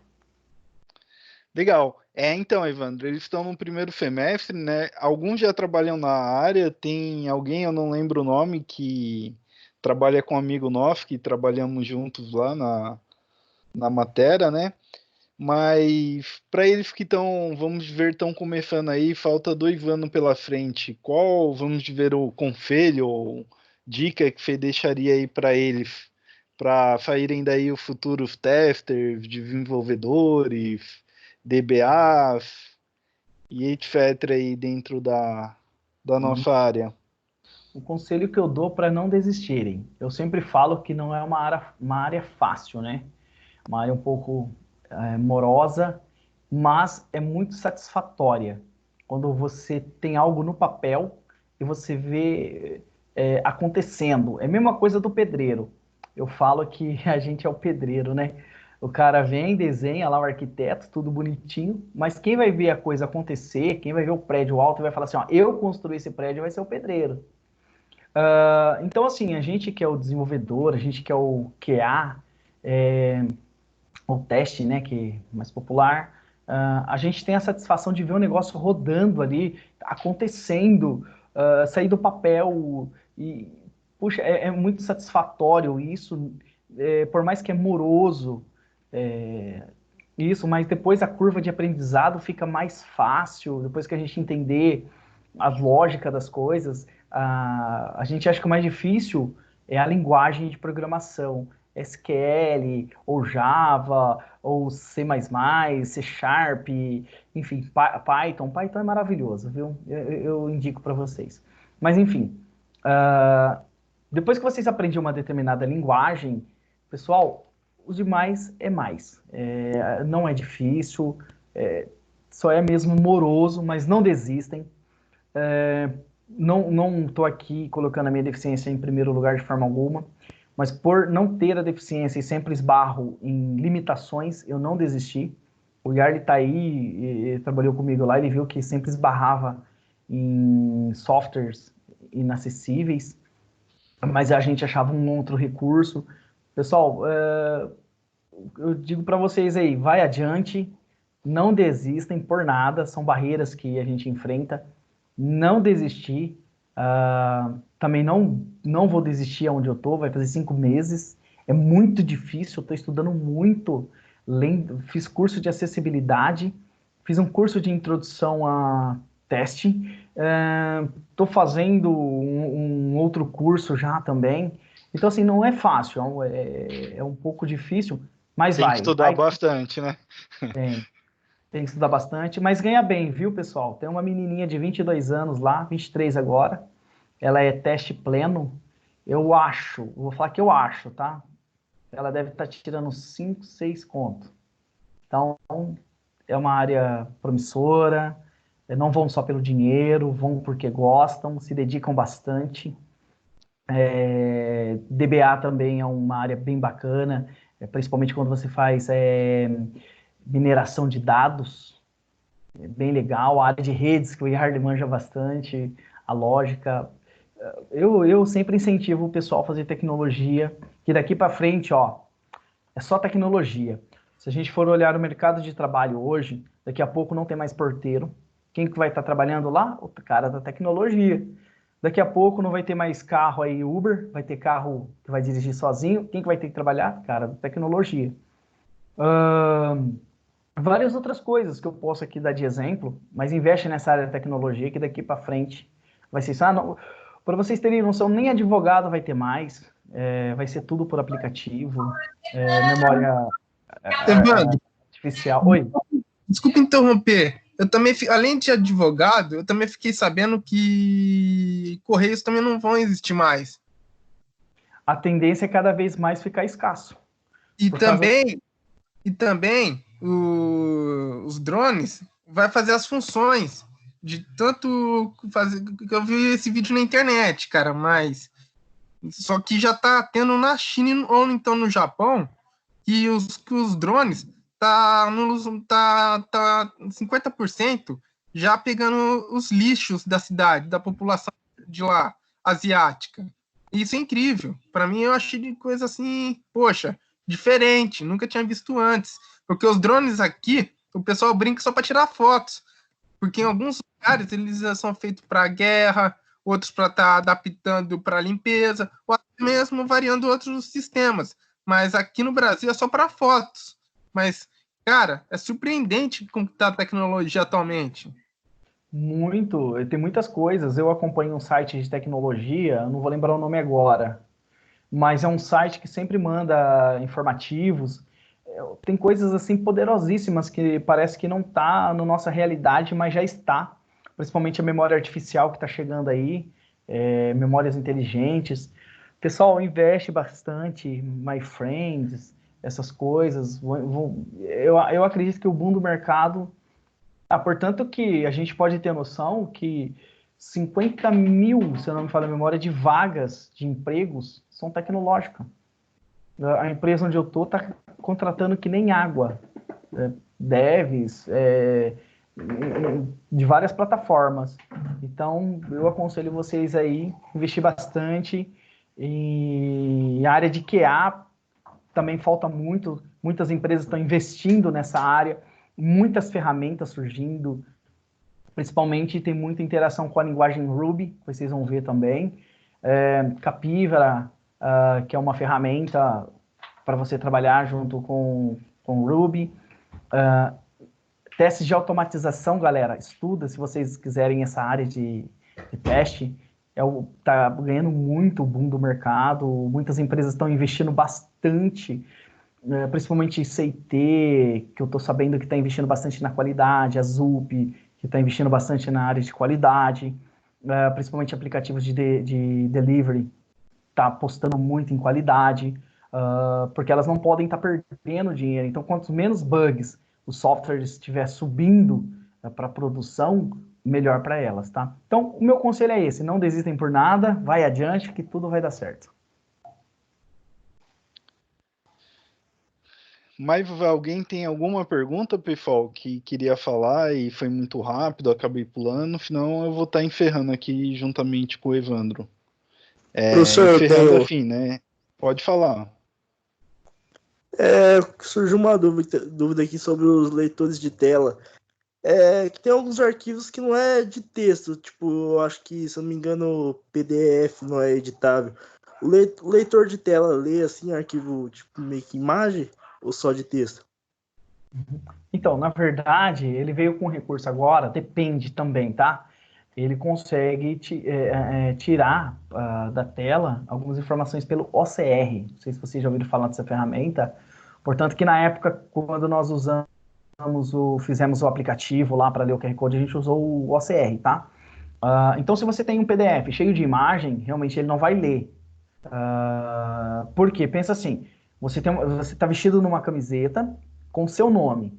Eu vou lá e tiro uma foto e coloco que o NVDA ele não vai fazer essa leitura, porque ele vai entender que aquilo é uma foto, é uma imagem, por causa dos pixels, né? Ele não vai ler. Mas o que eu posso fazer é tentar achar algum aplicativo que tem um OCR e tentar escanear e tirar essa letra para mim. Tem muitos que estão fazendo isso, está acontecendo, mas muitos já não estão fazendo, não conseguem tirar essas informações. Aquelas imagens que as pessoas compartilham, por exemplo, no WhatsApp. Bom dia, tudo bem? Um monte de gente me encaminha aquelas imagens, eu fico muito bravo, porque eu não leio. Aquelas figurinhas do WhatsApp agora, aquelas pacotes de figurinha que você monta do jeito que você quer, eu odeio aquilo, porque no grupo só conversa com aquilo. No grupo da empresa mesmo, pessoal que enxerga só trabalha com aquilo, só figuras. Eu falo, meu Deus, não tem mais comunicação nesse lugar. Para mim, né, porque eu fico praticamente fora porque não lê. Então sempre é interessante ter lá a hashtag para cego ver. Muito interessante, tá? Seria isso daí, realmente ele não lê imagem. Evandro. Oi, pode falar. Desculpa, professor. Só uma outra coisa que eu vou falar para você também, Evandro. O que também está crescendo na arte artificial, que é o sistema, são os hologramas, cara. Demais também. Sim, assim, a gente teve experiências que aconteceu há pouco tempo aí é porque tem os hologramas, tô tentando lembrar o nome aqui certo, mas do Pokémon, né, que o pessoal procurava aí e tal, essa tecnologia já começou a avançar cada vez mais. Eu acredito, eu vi um artigo que você posicionava a câmera no lugar, quero comprar um sofá, mas quero saber como o sofá fica aqui na minha casa. Você colocava a posição da câmera, tal, ele projetava o sofá ali naquele lugar e você via como ficava na sua casa o sofá e tudo bonitinho. Então a tendência disso, eu esqueci o nome dessa tecnologia, puxa vida, eu tô com holograma também na memória. Então, mas enfim, então a tendência disso é cada vez mais ficar melhor, que nem o Yardi tá aqui conversando com a gente via áudio. Daqui a pouco a gente pode estar conversando todo mundo junto, numa casa aí, mas a gente estando só ali virtualmente. Então a tendência é essa daí. Ok. Valeu, Evandro. Valeu.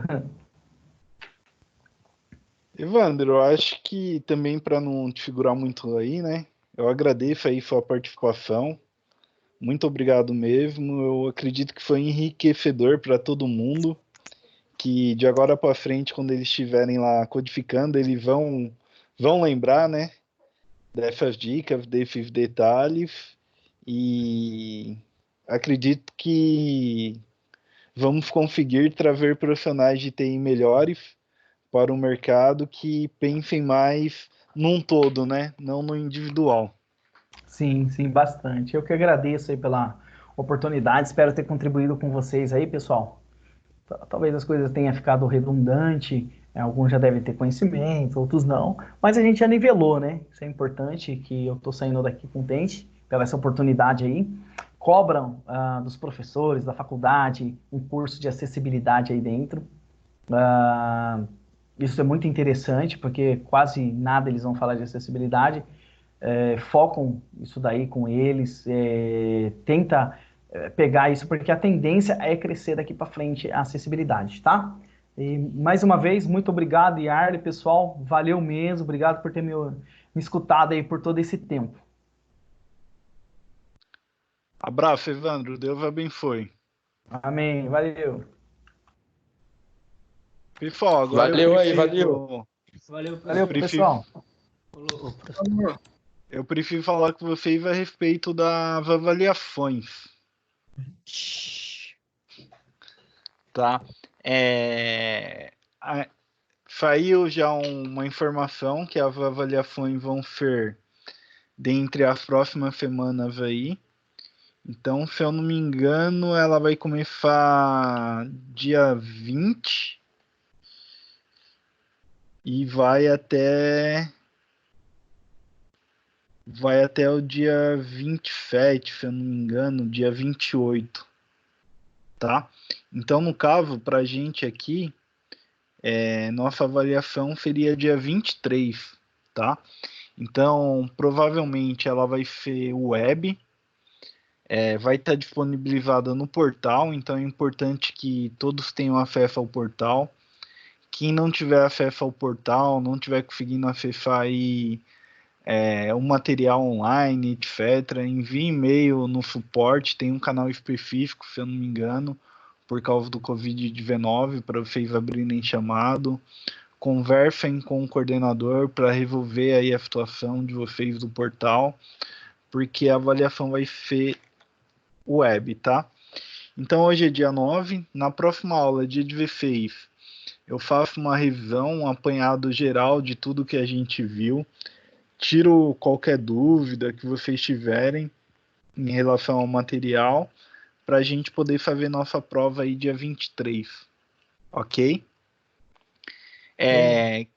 Se ficou alguém sem enviar o trabalho, né, eu estava com o e-mail aberto aqui, eu vi alguns trabalhos já, né, um número grande, mas eu não consegui parar ainda a catalogar todos para saber se todos entregaram ou não.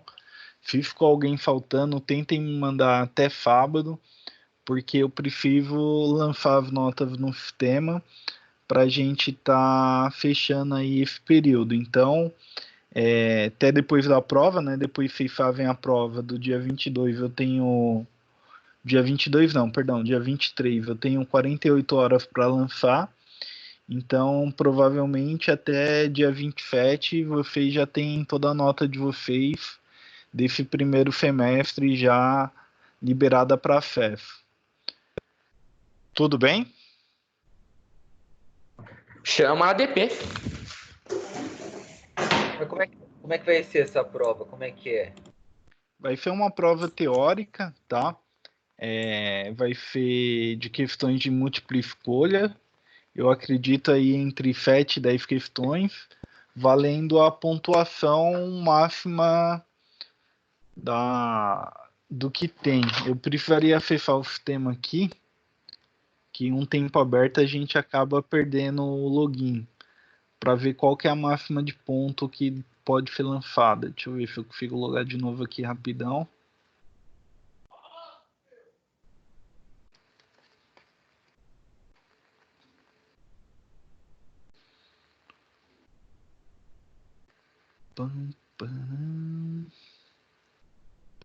Eu não sei se os outros professores já comentaram ou não.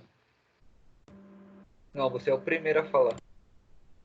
Tá, chegou pra gente ontem ou hoje pela manhã, via mensagem aqui. É que tá meio intenso a questão aqui. Parece que com o Covid, você tá remoto, você acaba trabalhando mais do que o normal. Não sei se quem tá em casa também tem sentido isso, né? Quem tá trabalhando de casa. Então vamos lá, interface e usabilidade. Tá, então de atividade de aula, que seria os trabalhos, a gente tem até 2.000 pontos. Então, vocês me entregarem todas as atividades, ok, tudo certinho, você tem 2.000 pontos. E aí a avaliação oficial, que seria a primeira avaliação, ela vale 1.000 pontos. Então, 1.000 pontos, 10 questões, seria meio que de 0 a 10. Você acertou a prova inteira, você tem uns 1.000. Você errou uma, duas, aí vai caindo a pontuação, né? Cada questão valeria, então, 100 pontos. Então, cada questão que você errar, menos 100. Tá? Se forem 10 questões. Beleza. A prova vai ser no dia das suas aulas, ou não? Isso, será no dia da minha aula. No caso aí, né, a gente tem uma revisão, então, dia 16, que é a próxima quinta, e aí a prova vai ser no dia 23, tá? Então, provavelmente, essa prova vai estar disponível no portal online. Até dia 16 eu já tenho todos os dados, todas as informações e etc. Então, eu dou uma explicação melhor para vocês, certinho de como vai funcionar. Então, é importante o quê? Professor, licença. Sim, pode falar. Desculpa cortar. Você vai lançar a prova antes no sistema do portal do aluno? Ou depois que a gente fizer? Então, essa informação ainda não tenho, porque a gente prepara a prova, envia para o coordenador valida e dá um ok. Provavelmente, quando ele der esse ok, a prova deve estar no sistema, né? A gente deve upar, ou o próprio DCA vai upar essa prova no sistema. Porém, tem aquele esquema de quando você libera no sistema. Então, pode ser que a prova esteja lá, mas você não tem acesso. O acesso vai ser dado somente no dia 23. Tá? Ficou claro? Tá, aí, beleza, então, Alex? obrigado. Sim, obrigado. E provavelmente a de todo mundo vai ser assim. O que foi questionado aqui no grupo, né, que a gente está verificando ainda, é que dia 21 é feriado e cai numa terça-feira. Então, a disciplina de terça-feira, se eu não me engano, a prova iria da primeira semana aqui, se eu não me engano, dia 13, dia 14, até o dia 24. Então, né, ou daria a prova dia 14 para os alunos sem revisão, ou não sei se vão abrir uma outra data, o que vai ocorrer. Tá, mas para você estar tranquilo, então, dia 16 não é feriado, não tem problema nenhum em relação à minha matéria, pelo menos. E aí no dia 23 ocorre a avaliação. Todo o material de aula, né, que foi dado e tudo que foi falado, eu subi dentro do portal, tá? Então as aulas estão lá disponíveis, tem uns links de pré-aula, pós-aula, que geralmente são artigos, algum especialista da área comentando a respeito, então dá para abrir a visão de vocês, né? Eu peço que vocês acessem o material lá conforme, né, conseguirem e vão dando uma olhada, principalmente o pessoal que entrou depois, né, que acabou perdendo essas aulas presenciais, as primeiras, e aí a prova vai ser baseada em interface, sistema operacional, que foi a primeira aula que a gente deu, essa questão da usabilidade em si, dos pixels, tá? Eu lembrei também aquele site que eu falei para vocês, que tinha lá, cada pixel tinha uma empresa, chama Millions, tá? Eu coloquei esse link lá disponível em uma das aulas, se eu não me engano, na aula 7 ou na aula 8, não lembro agora de mente, tá? Mas chama milliondollarhomepage.com. Deixa eu ver se eu consigo compartilhar a tela com vocês aqui.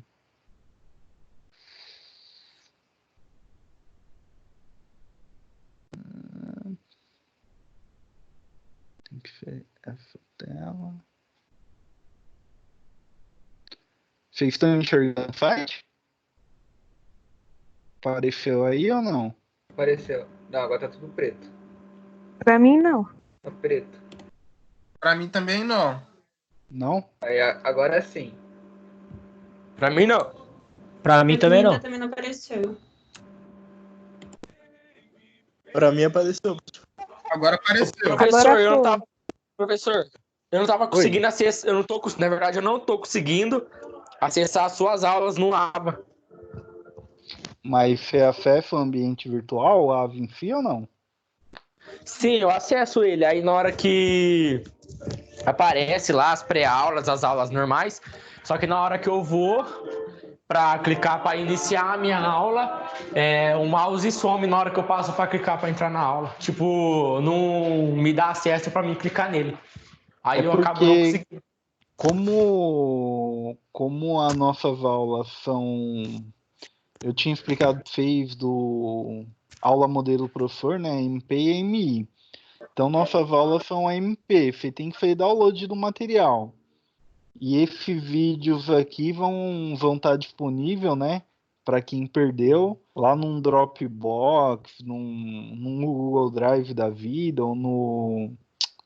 O da Microsoft eu uso pouco, mas tem um lá também que você consegue subir arquivo, né, para você poder fazer download e tá vendo.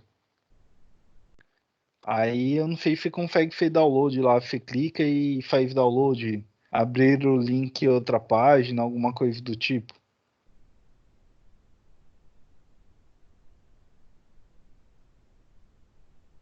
Se quiser dar uma conferida aí. Perdão, eu não tinha ouvido por causa que meu fone tá meio ruim. Então, nossas aulas são a MP, aula modelo professor. Então, as aulas são arquivos, né? O ideal é que você faça download desses arquivos para poder acessar. Vai estar lá um PowerPoint, um Notepad, alguma coisa do tipo. Ou tem uma descrição dentro do link. Quando você clica para abrir a aula, deve aparecer uma outra página com a descrição no corpo. Se puder fazer um teste aí para ver. Ah, tá. É por causa que meu PC tá desligado. Eu vou ligar ele rapidinho. Ou qualquer coisa, se eu não estiver conseguindo entrar, eu posso Eu entrar te em mando contato com por você. e-mail, envia um e-mail Isso. para mim. Aí eu te Aí eu mando mando um tudo e-mail pro por senhor. e-mail também. Pode ser, Tá? pra mim seria melhor. Tudo bem. Tá? Porque essa Então, semana pessoal, deu uma relaxada. O meu computador tá desligado, está sem bateria ainda. não, Meu tranquilo. notebook. Tá, esse site aqui é o que eu falei para vocês na aula, então, ó, tem, por exemplo, esse free hosting aqui tem bem mais que um pixel, né, que foi contratado, mas qual foi a ideia desse site? Cada pixel, cada pedacinho aqui, ó, ele vendeu para uma empresa, né? Então, quando você clica em cima fim, ele mostra maior a empresa, ó. Ele direciona para determinada empresa que está pagando aqui, tá? Então a gente falou de Pixel na outra aula, né? Eu tinha falado do site, foi o site aqui que eu queria estar compartilhando com vocês. Aí eu coloquei também esse link lá nas aulas para vocês poderem dar uma olhada. Então é bom vocês darem uma olhada lá no conteúdo, tem bastante material, bastante vídeo, artigo tratando sobre o assunto, tá? E aí, baseado nessas aulas, a gente tira as dúvidas na próxima semana via revisão e, e depois a gente faz a prova aí. Ó, esse aqui é um espaço vago, ó, custa $25, ó, tá free. Ó, que legal. Se quiser colocar sua empresa aqui, ó, você vai pagar $25. Eu não sei se é por mês, aí eu não sei a forma de pagamento, ou se é pelo espaço mesmo. Gostaram da palestra do... Oi, Júnior? O que eu pesquisei é por ano. É por ano? Por ano. Legal, não... essa informação eu não tinha. Vocês gostaram da palestra do Evandro? Ficou alguma dúvida? Acrescentou aí para vocês terem uma visão mais ampla aí do sistema, a importância de ter um sistema acessível e usual, né, para todo tipo de público?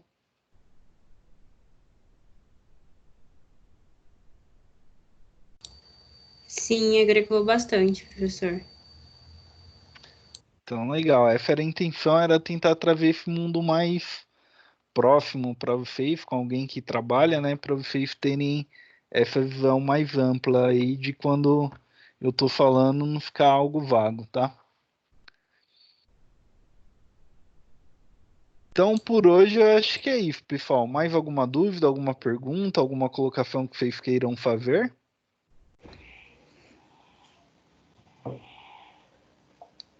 Leonardo? Não, acho que não, professor. Só isso mesmo, professor. Então tá bom, pessoal. Muito obrigado. Uma ótima Páscoa aí para vocês. Um bom final de semana. E ver se aproveitem para estudar, né? Vocês viram. Tem que estudar muito, tá? É isso. Falou, professor. Até semana que vem. Falou.